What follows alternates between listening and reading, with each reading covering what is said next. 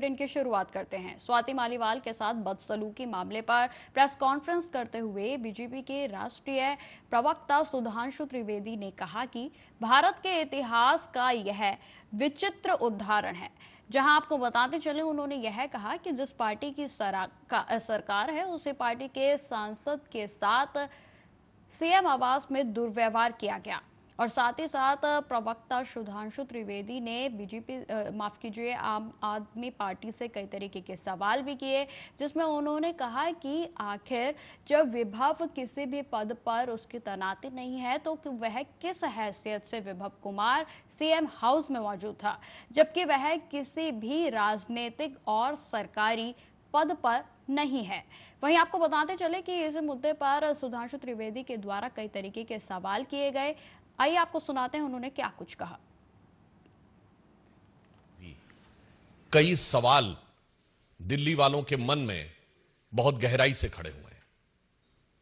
जिस प्रकार की बातें आम आदमी पार्टी स्वाति मालीवाल जी के मुद्दे पे कर रही है, तो मैं उनसे सिर्फ 3-4 सवाल पूछना चाहता हूं कि केजरीवाल जी, आप तो वही नेता है ना जो कहते थे कि मैं तो 3 कमरे घर में रहूंगा और मेरा घर 24 घंटे खुला रहेगा, कोई कभी भी आके मिल सकता है, हम तो आम आदमी की पार्टी हैं, यही वक्तव्य था ना। और आज अपने शीश महल में ऐसे किले में बंद होकर बैठे हैं कि अपने मेंबर ऑफ पार्लियामेंट से कहते हैं कि अपॉइंटमेंट नहीं था तो नहीं मिलेंगे, और अगर अपॉइंटमेंट नहीं होने के बाद मिलने की बात कहेगी तो उसके साथ दुर्व्यवहार और जूता लात भी करेंगे। क्या ये चरित्र का इतना भारी बदलाव दिखाई नहीं पड़ता? और उस पर मैं एक और बात करना चाहता हूं, केजरीवाल जी, आपकी पार्टी के तो कुल 10-11 तो मेंबर ऑफ पार्लियामेंट है भाई। कोई मोदी जी की तरह आपकी स्थिति तो है नहीं कि सैकड़ों एमपी होंगे, 1000 से ऊपर विधायक होंगे तो मिलना मुश्किल होगा। और जो आपके 10-11 मेंबर ऑफ पार्लियामेंट हैं, जिसमें ज्यादातर राज्यसभा में हैं, उसमें से अधिकांश तो ऐसे जो आपसे कभी मिलने की उनको जरूरत नहीं, वो कोई आपसे कोई चीज समय मांगने के लिए आएंगे ही नहीं, क्योंकि उन लोगों ने आपकी पार्टी में इतना योगदान किया है, इतना योगदान किया है, इतना योगदान किया है कि तय करना मुश्किल हो जाता है कि योग ज्यादा या दान ज्यादा है। और उसके बाद अब टू 2-3 सांसद बचते हैं जो मिलना चाहते हैं।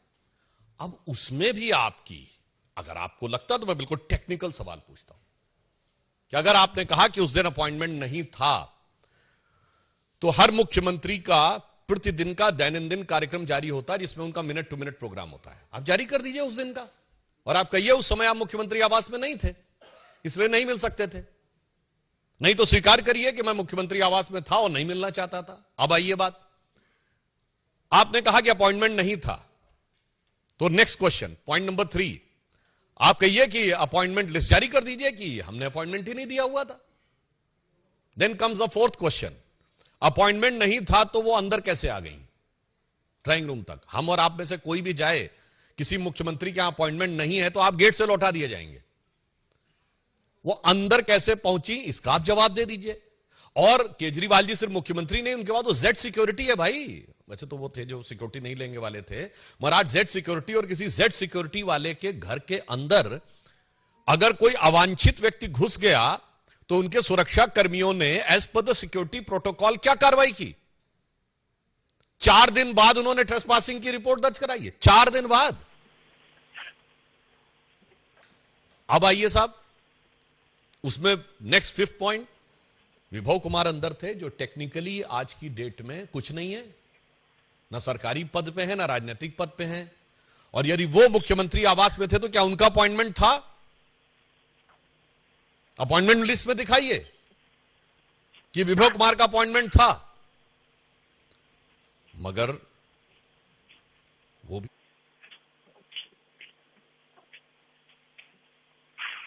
के मन में पुलिस को इस बात की आशंका है कि विभव ने अपने मोबाइल जो है वो मुंबई में फॉर्मेट कराया था, और ऐसे में विभव के द्वारा अपने मोबाइल से फॉर्मेट किए गए डाटा फिर से लाने की जो कोशिश है वो दिल्ली पुलिस के द्वारा लगातार की जा रही है। और इसके अलावा दिल्ली पुलिस यह भी जानना चाहती है कि विभव ने मुंबई में किन किन लोगों से जो है उसकी मुलाकात हुई थी, और इन्हीं सब बातों को ध्यान में रखते हुए विभव कुमार को दिल्ली पुलिस के द्वारा मुंबई ले जाया गया है। तो इसी खबर पर अधिक जानकारी के लिए हमारे सहयोगी न्यूज रूम से हमारे साथ जुड़ गए हैं पुष्पेंद्र चौधरी।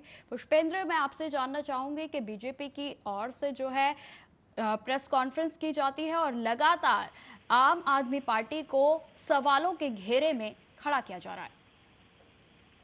जी बिल्कुल नहीं कहता। आम आदमी पार्टी पर बीजेपी शुरू से ही हमलावर रही है और जब से अरविंद केजरीवाल जेल से बाहर आए हैं तब से उन्होंने बीजेपी पर हमला किया था, लेकिन स्वाति मालीवाल के मैटर के बाद बीजेपी खुद अरविंद केजरीवाल पर हमलावर हो गई है। यहाँ पर दो कारण है, क्योंकि अरविंद केजरीवाल ने स्वाति मालीवाल वाले मामले पर, जब उनकी पिटाई वाला मामला हुआ था, उस पर कुछ भी कहने से इनकार कर दिया था। कई जगह प्रेस कॉन्फ्रेंस हुई थी, वहां पर भी अगर मीडिया कर्मियों ने पूछा था कि अरविंद जी स्वाति मालीवाल के मामले में आप क्या कहना चाहते हैं, तब भी वो खामोश रहे। लेकिन उन्होंने वैभव की गिरफ्तारी के बाद दिल्ली में धरना प्रदर्शन किया और बीजेपी कार्यालय तक अपने नेताओं के साथ पहुंच गए। यहाँ पर बड़ा सवाल यह पैदा हो गया कि उनको वैभव की गिरफ्तारी से ज्यादा दुख था स्वाति मालीवाल के साथ जो हुआ उस पर कुछ भी बोलने से वो चुप क्यों रहे।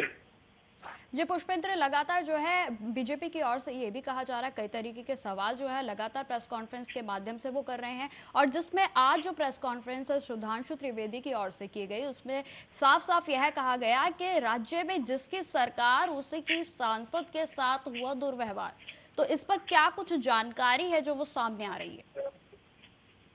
देखिए निकिता, आज सुधांशु त्रिवेदी ने अपने पीसी में ये कहा था कि आम आदमी पार्टी के पास 10-11 सांसद हैं और 10-11 सांसद को अरविंद केजरीवाल अच्छे से जानते हैं, तो अपॉइंटमेंट लेने की जरूरत कहां पर आ गई। और उनके साथ अगर इस तरह का दुर्व्यवहार होता है तो इसमें कहीं ना कहीं जो उनके पीए हैं उसकी कमी वो साफ तौर पर दिखाई देती है। लेकिन सबसे बड़ा सवाल यहाँ पर यह बना हुआ है कि आखिर अरविंद केजरीवाल अपने पीए को क्यों बचाना चाहते हैं और उन्होंने अभी तक स्वाति मालीवाल के मुद्दे पर क्यों चुप्पी साधी हुई है। सबसे बड़ा सवाल यहाँ पर यही बना हुआ है। और आज जो सुधांशु त्रिवेदी ने पीसी में कहा, पीसी में उन्होंने ये भी कहा कि आम आदमी पार्टी अपने आप को आम आदमी बताती थी, लेकिन आज वो शीश महल में रहने को तैयार है, उनके पास जेट प्लस सिक्योरिटी सेवा है, सारी चीजें हैं, उसके बाद भी कहाँ आम आदमी पार्टी रह जाती है।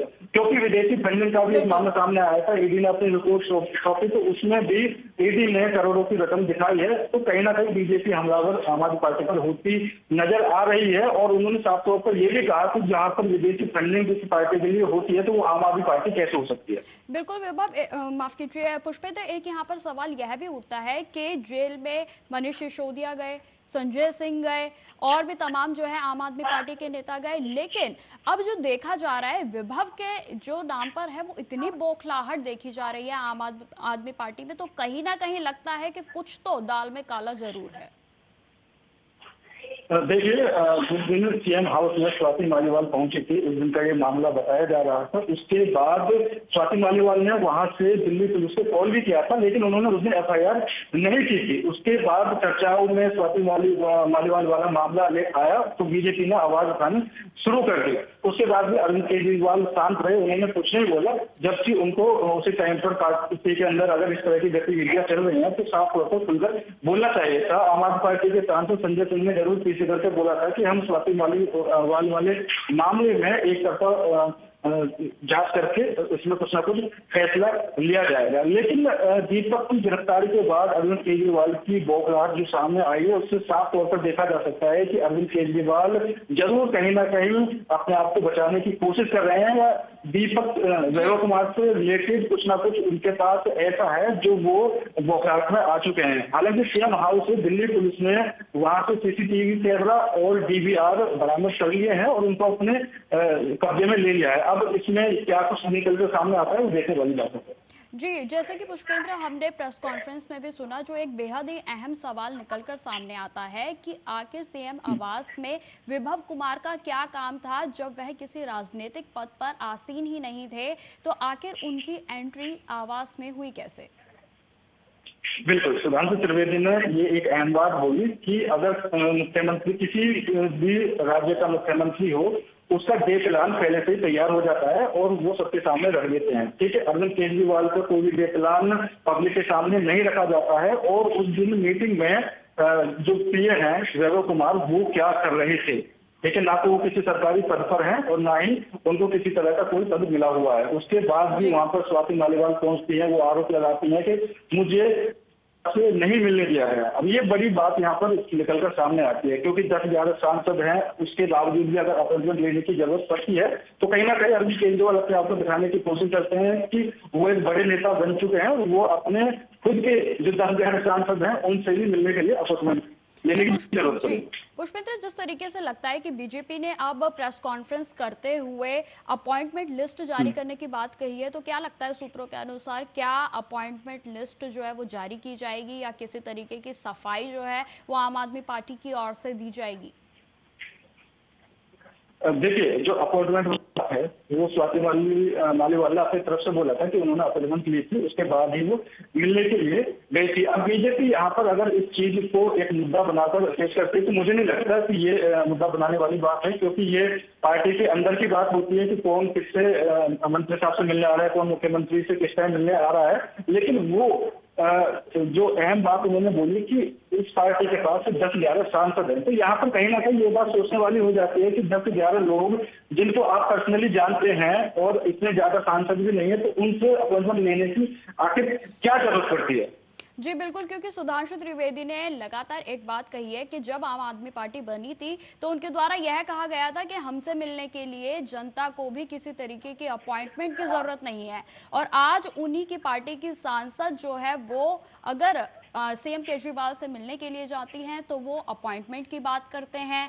तो इसमें ये जो उनके वादे हैं वो कहीं ना कहीं जो है सभी झूठे होते हुए नजर आ रहे हैं।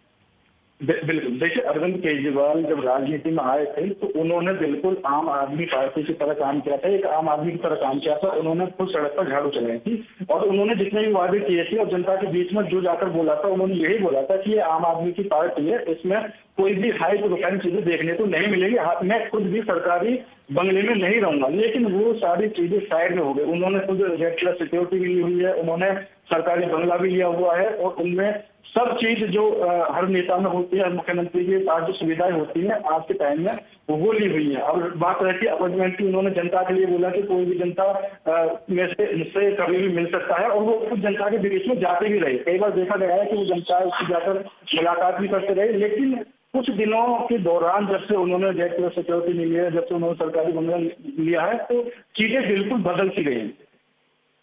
जी पुष्पेंद्र, और अगर बात की जाए कि अब जैसे कि दिल्ली पुलिस के द्वारा कार्रवाई करते हुए विभव कुमार को मुंबई ले जाया गया है, तो इसमें जो है मुंबई में किस तरीके की कार्रवाई जो है वो पुलिस के द्वारा की जाएगी? देखिए, सीएम हाउस से दिल्ली पुलिस ने सीसीटीवी और डीवीआर अपने कब्जे में ले लिया है और कब्जे के आधार पर ही अब वो आगे की जांच में लगी हुई है और विभव कुमार को मुंबई लेकर गई है। हालांकि जो दूसरा मामला सामने आ रहा है कि विदेशी फंडिंग इस पार्टी के लिए हुई है, कनाडा, अमेरिका, कई जगह का नाम उसमें आया है। ईडी ने अपनी रिपोर्ट भी दिल्ली पुलिस को सौंपी है, तो इसमें भी कहीं ना कहीं जांच आगे चलेगी और जांच में क्या कुछ पाया जाता है वो भी देखने वाली बात होगी, क्योंकि पहले से ही आम आदमी पार्टी पर बीजेपी की तरफ से आरोप लगते रहे हैं कि आम आदमी पार्टी शराब घोटाले में भी देखा जाए तो शराब घोटाले का भी एक आरोप लगा है, उसमें मनीष सिसोदिया, सत्येंद्र जैन और अरविंद केजरीवाल भी जेल में रहे और वो कुछ दिन पहले जेल से बाहर रिहा होकर आए हैं। तो ईडी पहले से ही इसकी जांच में जुटी हुई है और अब जो चार्जशीट ईडी ने दाखिल की है उसमें मुख्यमंत्री की जगह अरविंद केजरीवाल के नाम के आगे आरोपी लिखा गया। जी पुष्पेंद्र, तमाम जानकारी के लिए आपका बहुत बहुत धन्यवाद।